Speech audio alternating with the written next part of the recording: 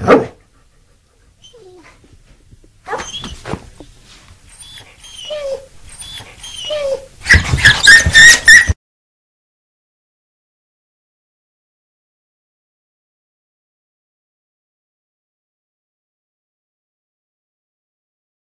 this week, a mosque was set on fire in Georgia, a state, offering more evidence of the anti-Muslim backlash that's sweeping the country, at least according to the Council on American Islamic Relations.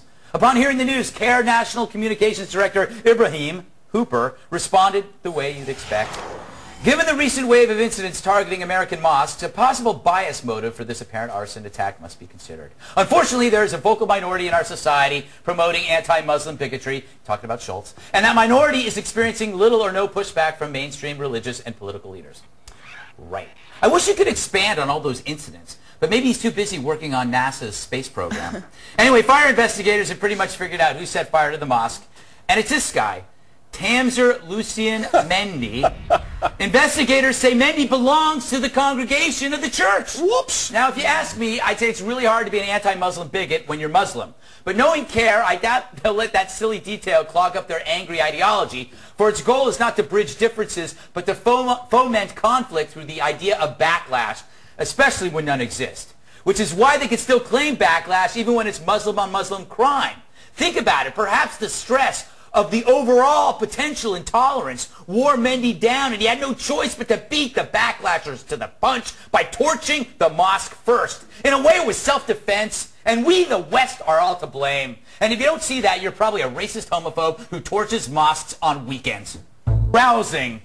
Don't a lot of these, you're not even awake, are you? I'm sorry. Aren't a lot of these stories of hate crimes often perpetrated as hoaxes? Well, it's the best PR you can get Yeah. when you can prove that this is actually happening to you rather than just predicting that it will happen. Yeah. And, you know, I do think that they do have a problem because, I'm sorry, but when your religion is so closely tied with acts of terrorism and where people, coming from a certain sect of your religion, yeah, you're going to face a little backlash, and I mean, it's up to you to You're talking about Scientology, right? Of course. Yes. Okay. Just We're going to fix that in there. Okay. Yeah. You don't want to say that.